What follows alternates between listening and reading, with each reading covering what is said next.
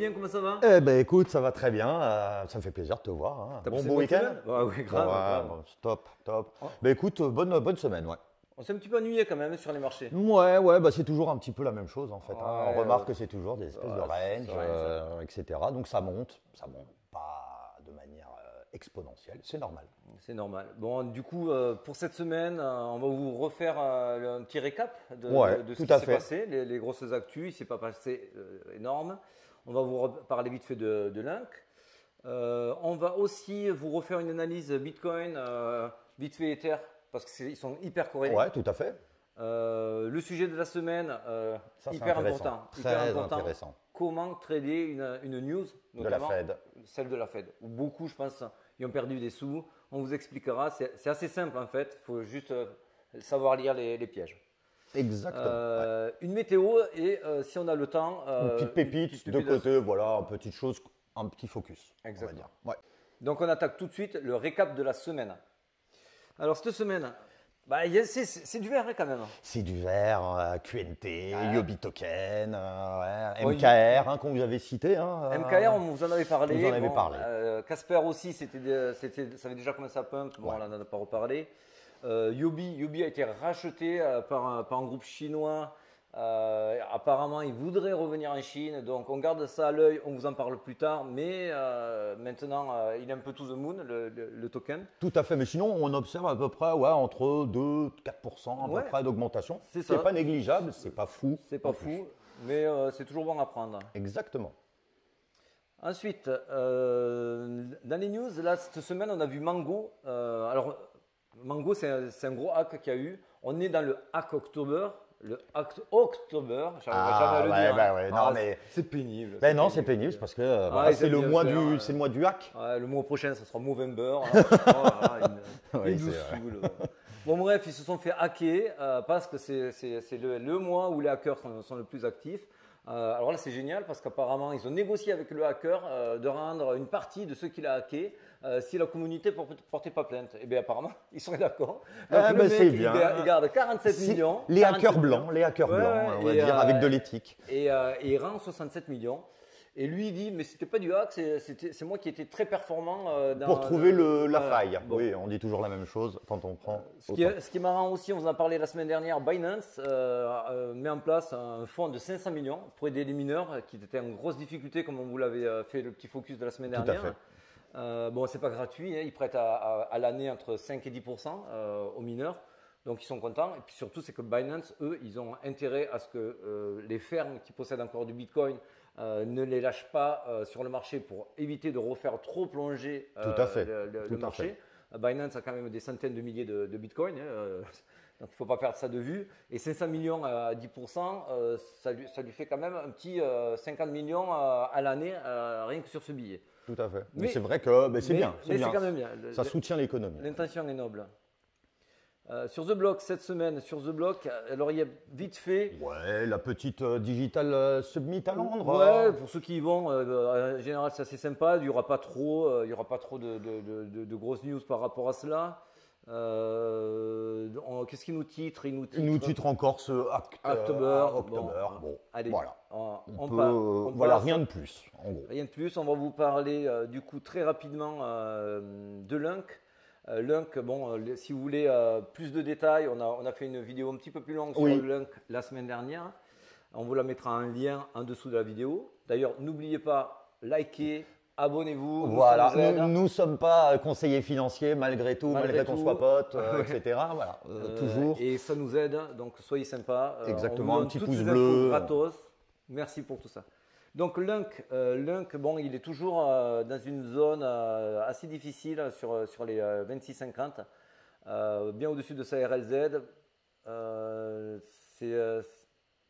Les annonces sont pas hyper bonnes.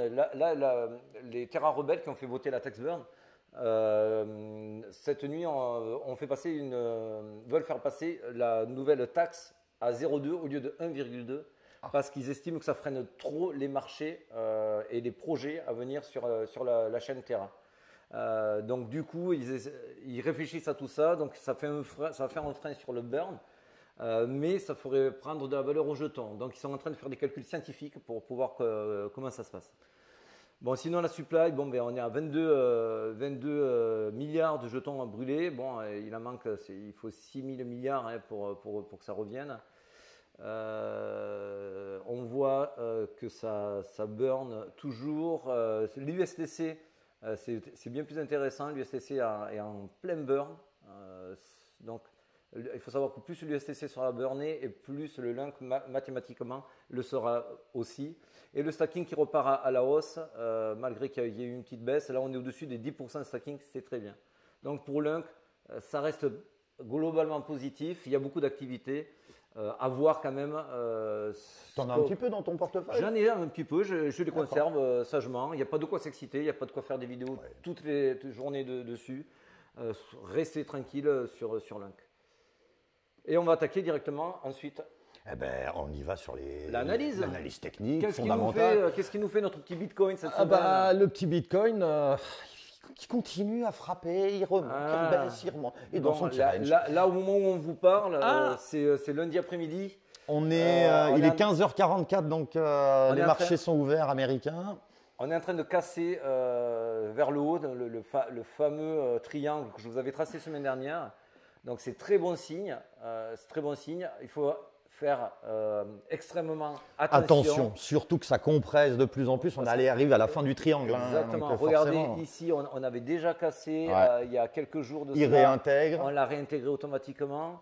Bon, après, pour moi, on est sur une compression de fin de triangle. Donc, à un moment donné, il va falloir que ça sorte. Ça va sortir. Pas de blague là-dessus. On est tenté, on la frappe. Vous avez garanti du fun. Hein. Ça, c'est vrai. Mais non, mais c'est vrai que pour le moment, est-ce que c'est un fake-out? Est-ce que c'est un fake-out? C'est fausse sortie. Ouais. Bon, à voir. Il faut attendre quelques jours. Il faudra attendre cette nuit pour que ça clôture. Si par contre, on voit que ça clôture au-dessus de cette zone, donc avec un petit W qui se confirmerait ici.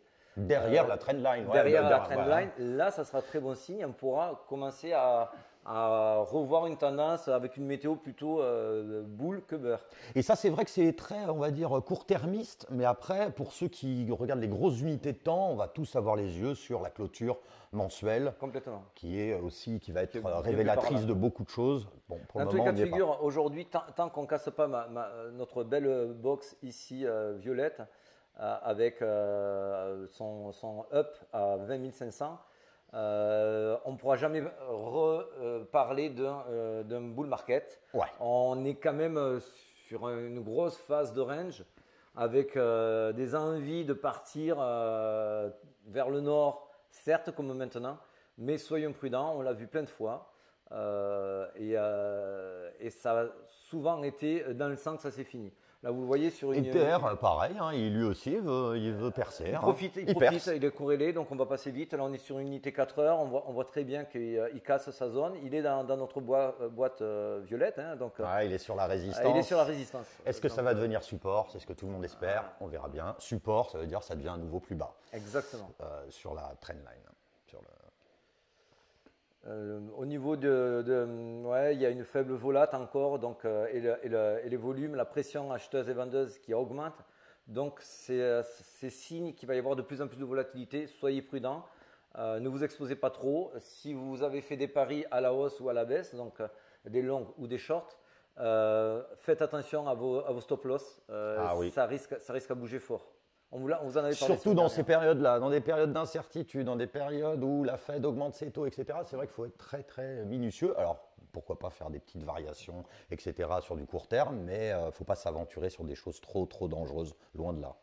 Les spreads baissent, donc ça veut dire qu'il y en a beaucoup qui pensent que le marché est shortable. Donc là aussi, ça peut faire un joli short squeeze. On passe rapidement. Là, on regarde contrairement à la semaine dernière, le marché est beaucoup plus long sur les 12 dernières heures. Si on regarde les 24 dernières heures, c'est encore du long. Et là où ça va être rigolo, je pense que si on regarde sur ces 5 minutes, tout le monde short. Voilà. Ouais. Là, on est sur un pump et c'est ce qu'on vous explique. C'est que dès qu'il y a un petit mouvement à la hausse ou à la baisse, on s'excite et ça, c'est très mauvais parce que le marché va vouloir aller secouer ces gens-là. Voilà, et d'ailleurs, on va en parler tout à l'heure, un peu du max pain price. Le but du marché, c'est de nous faire mal. C'est de nous faire mal. Et de rechercher toutes les liquidités. Quelque chose de très intéressant maintenant sur Kingfisher, ça, on ne l'avait pas la semaine dernière. Regardez ces pics de liquidité, de liquidation, qui sont aux alentours des 20 000, mais beaucoup de liquidation. La semaine dernière, il n'y en avait pas. Ça veut dire que le marché avait plus intérêt à aller au sud plutôt qu'à aller au nord. Ça, c'est très intéressant. Ça veut dire qu'il y a beaucoup de personnes qui sont mises à shorter le marché puisque les liquidations sont au-dessus du prix qui est maintenant à 19 500. Donc, ça veut dire que si le marché monte dans les 20 000, il va en manger ses liquidations et continuer sa poussée vers le nord. Tout à fait, tout à fait. On veut d'ailleurs voir des mouvements comme ça, enfin des pics de liquidation pour pousser le marché vers le nord, parce que plus le train est vide, le train, bon ben voilà, et plus forcément il va monter. Et ça sera beaucoup moins douloureux, beaucoup moins difficile au marché d'aller chercher ces pics de liquidité, donc aller croquer tous ceux qui ont voulu faire des shorts, notamment sur l'annonce de la Fed. On va y venir, c'est le sujet de la semaine. Et bien, ça va être moins pénible au marché d'aller les chercher ces liquidations-là que d'aller chercher toutes les liquidations à 16 ou qui 15 000. Ici, on est à 13 000, qui nécessiteraient énormément de fonds, de liquidité. Parce que pour faire bouger, ça on ne se rend pas bien compte, mais faire bouger papa, c'est compliqué. Voilà. Et on voit qu'en plus, la résistance, le support des 19 000, on voit qu'il commence à devenir, mais c'est un mammouth le truc.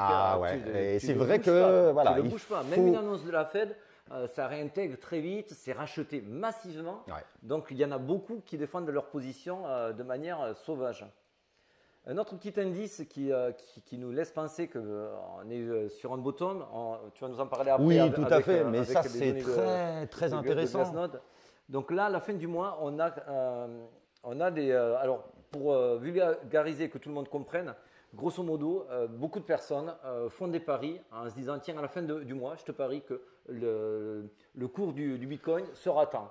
Ah, ben tiens, je prends le pari avec toi. Inverse ou le pari similaire, etc. Voilà. Et exactement, il y en a qui parient à l'inverse en disant, non, moi je pense que ça sera en dessous, etc. C'est les puts et les calls. C'est les puts et les calls. On achète des paris. Voilà. Et il y a un site qui fait la moyenne de ces paris-là. Et là, on parle de millions, hein, c'est des gros contrats qui font la moyenne de ces paris. Et ils appellent ça le max pain price, le prix où en fait… Le maximum de souffrance. Ouais, il est mal indiqué ce nom, mais bon, ça veut dire à peu près ça. Et le max pain price, c'est donc ce prix moyen où personne n'est trop perdant, personne n'est trop gagnant. C'est-à-dire que où là, les forces acheteuses et les forces vendeuses arriveraient à se contrer. C'est ce qui se passe globalement assez souvent. On est sur du 19 000. Mais si on se projette sur le mois prochain, donc si on va sur fin novembre, on est sur du 20 000 et fin d'année, bingo, comme chaque année, ça 23, remonte, ça monte. Avec des 10 et 13 millions en contrat. Donc, alors bien sûr, ça peut être, c'est réajusté. Hein. Ça ne veut pas dire que là aujourd'hui, au 30 décembre, quand on va arriver le 28 décembre, ça sera toujours le même prix. Là, mais c'est fin du mois, il y a marqué 28 octobre. Si ça continue à pumper, on va voir qu'il va y avoir des paris qui vont être pris et ce prix va remonter à 19 200, 19 400. Ça en reste encore un indicateur. On ne vous dit pas, faites il faut regarder que ça. De cela, mais c'est souvent un très bon indicateur, surtout quand c'est en période de range, ce qui est le cas en ce moment. C'est la localisation pour aller chercher le plus de liquidité. Bon, là, on en a déjà parlé, rien de plus. Bon, on voit que quand même notre petit S&P 500 tente de monter, ce qui est plutôt pas mal. C'est pas mal. Ça peut aider On voit que notre dollar, notre DXY, donc forcément, il stabilise. Ça ne veut pas dire qu'il ne va pas repartir. Voilà. Attention. Donc là, c'est important ce que mon ami Julien, pour les fondamentaux, est en train de vous dire. Et la macro. Donc là, S&P remonte, donc c'est favorable aux assets à risque comme le Bitcoin, nos crypto-monnaies préférées, etc. Et jusqu'à présent, le dollar index, qui lui est notre ennemi quand il l'augmente, est en train de respirer et de sortir peut-être de sa trajectoire parabolique, ce qui rendrait un petit peu de souffle aussi au risk-off et au risk-on. Ensuite, on va passer, ça va être ta partie. Ouais, alors c'est très rapide.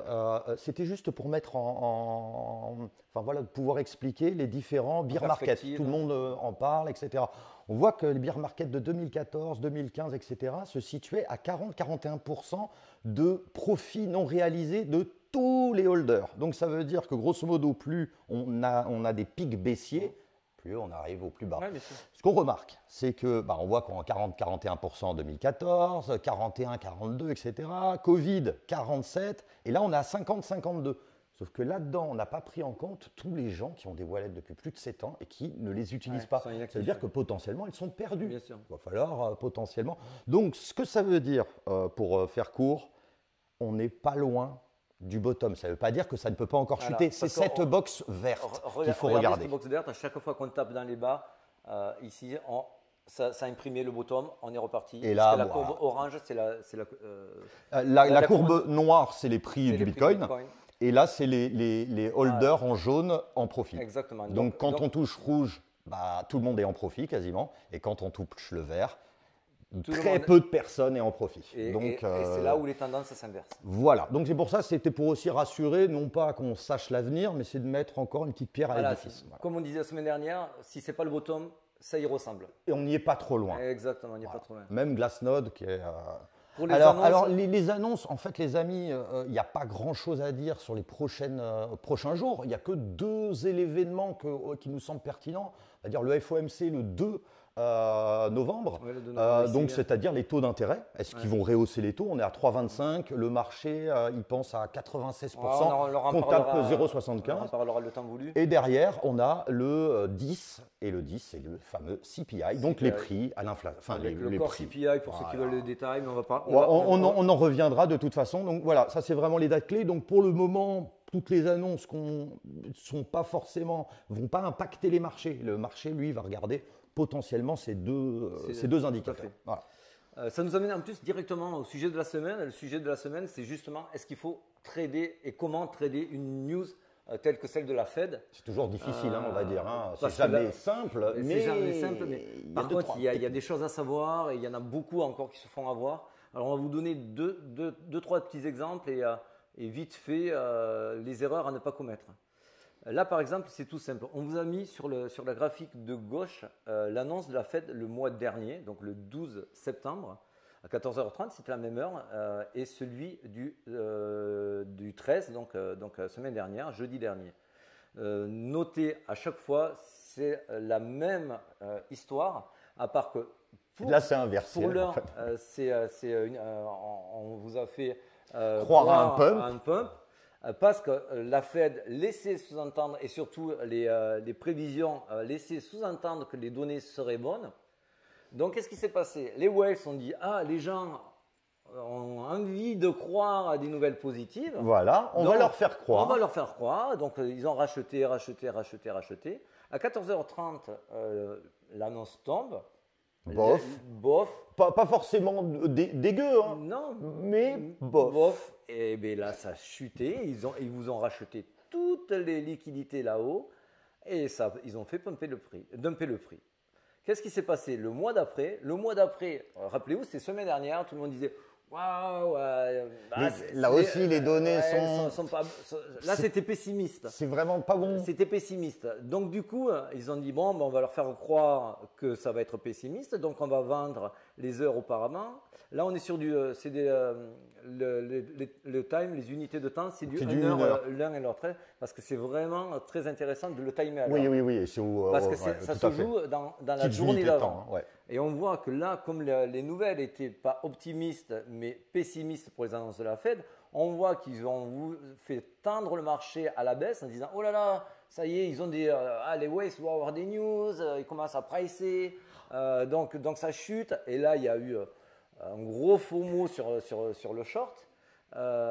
Et qu'est-ce qui s'est passé après? Eh bien, on liquide tout le monde, on secoue tout le monde.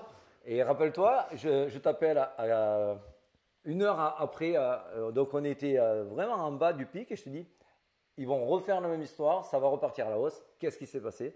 C'est reparti à la hausse et de manière assez violente. Donc, ils ont récupéré toutes les liquidités ici pour refaire leur petite marge.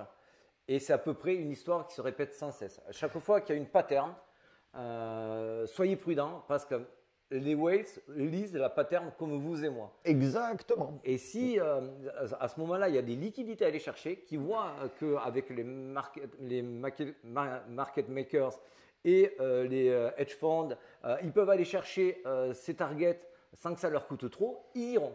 Et ils vous feront croire à l'inverse, ils vont vous piéger et vous vous retrouverez coupé de vos positions parce que vous allez taper automatiquement vos stop loss. Oui, tout à fait. Et on voit après que ça réintègre le même range, comme si c'était quasiment rien passé. Mais quand même, on est sur une tendance un petit peu haussière sur ce range. C'est ce qu'on se plaît, nous, à vous dire. Nous, une tendance, il faut savoir la lire. Et quand elle est assez claire, en ce moment, tout le monde fait consensus. On est quand même sur une grosse zone de range. Effectivement, on s'approche d'une sortie de cette zone de range. Mais aujourd'hui, la tendance, elle est plutôt dans du range. Donc, quand vous devez trader une news, d'abord, vous devez la localiser. Est-ce que je suis en bull, en bear, en range?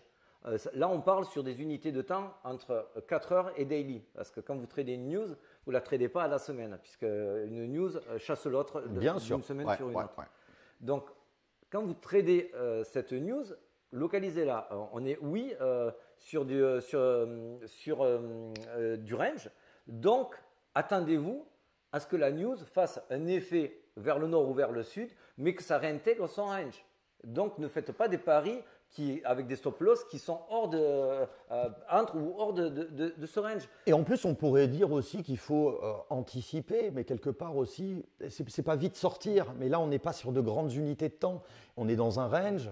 Hop, on peut trader la news, etc. Ça ne veut pas dire de rester en position pendant en anglais, des journées. Des l'expression en anglais. En anglais, ils disent « trend is your friend ». Voilà, donc ça, c'est la tendance, c'est ton ami. Et nous, moi, c'est ma politique. Je suis totalement d'accord. C'est bien simple, c'est la blague que je te faisais. Est-ce que une news appuie une tendance, renverse une tendance? Nous, ça appuie une tendance, mais ça ne renverse jamais une tendance. C'est la blague, tu sais, tu passes une très bonne journée, tu as ta meuf qui vient te voir, petit câlin, et puis à la sortie du câlin, tu te dis, ah, au fait, j'ai maman qui vient ce week-end. Bon, tu as passé un bon moment, tu te dis, ah, bah écoute. Elle passe crème. Ouais, ça passe, je suis content de la voir. On est dans la tendance, il n'y a pas de renversement de tendance. La même news, tu viens de te prendre la tête avec ta meuf, ça arrive. Et il y a belle maman qui vient pour le dîner avec le poulet. Et on t'annonce que belle maman arrive pour le dîner. Ah, là, ça accentue, la bad news. Mais parce qu'on était déjà sur une mauvaise tendance. Donc, c'est pour vous expliquer que pour une news égale, vous n'aurez pas le même résultat. C'est pour ça qu'une news appuie une tendance. Tout à fait. Et ne crée pas la tendance. On le voit d'ailleurs. C'est intéressant, le petit crack Covid, en effet, parce que tout le monde se dit « Ah, c'est le gros Black Swan ». Ouais, bon. Même sur les grosses bad news, alors attention, ça reste quand même des moments un peu dramatiques pour beaucoup, mais même sur des cracks Covid qui sont un Black Swan, qui sont vraiment de la bad news. Événements exceptionnels, soi-disant. Si on regarde sur des unités de temps, un weekly, là on voit le crack Covid qui est en mars 2020. On voit effectivement un gros crack, mais la tendance était légèrement haussière avant et on reprend exactement la même tendance. Donc, on vous explique bien, ne tradez jamais contre la tendance. Si la Fed laisse entendre qu'il va y avoir une news qui est mauvaise, ne partez pas sur des énormes shorts si le marché est plutôt dans le vert ou sur un range plutôt positif. Tout à fait. Vous allez vous faire sortir. J'ai bien aimé la petite blague sur la belle maman. Ouais, c'est pas mal. Ouais, ça t'a rappelé des choses? Ouais, ça me rappelle des choses. Et non, mais en tout cas, c'est vrai que ce que tu dis, c'est totalement pertinent, puisqu'on voit que déjà, on peut potentiellement anticiper. Ça nous montre aussi que le crack, ok, il y a eu un crack, mais pour ceux qui ont potentiellement les reins solides, ils pouvaient en effet attendre et voir qu'on est sur une trendline, enfin une trend ascendante, même si on est dans un range. Ça donne quand même des bons petits… c'est des bonnes news. Des bonnes news. C'est bien pour anticiper, c'est d'avoir un petit peu, surtout sur la Fed. Ouais. Ces tips-là, on vous en donnera gratuitement assez régulièrement pour éviter de commettre des erreurs qu'on a commises. Oui, parce que ça, on en reparlera sur d'autres… Ça vous fera économiser de l'argent. J'espère en tout cas. La météo. Oh, la météo, mon cher ami. La météo. Ça bouge pas. Ça bouge pas. Alors, on est plutôt sur du vert, même vert, si là, bien on nous sûr. a mis une météo avec fond Moribond. rouge et moribonde. Parce qu'en fait, on est quand même sur un support. Pardon, on est en train de taper une résistance. Tout à fait. Tant que ce n'est pas validé, on ne peut pas changer encore de météo. On a trop vu d'aller-retour dans Oui, dans le range. et puis on ne sera jamais des Moon Boys à vous dire bon, allez, je vous mets tout vert, ça va faire 37 000 %. Voilà. Des pas mèches possible. vertes, on en a vu plein. Il faut voir des structures. Des structures. Et il faut voir des localisations et des momentum qui vous donneront une vraie direction, Ouais, une vraie tout tendance. à fait. Donc pour l'instant, en météo, restez couverts, Voilà. gardez du cash.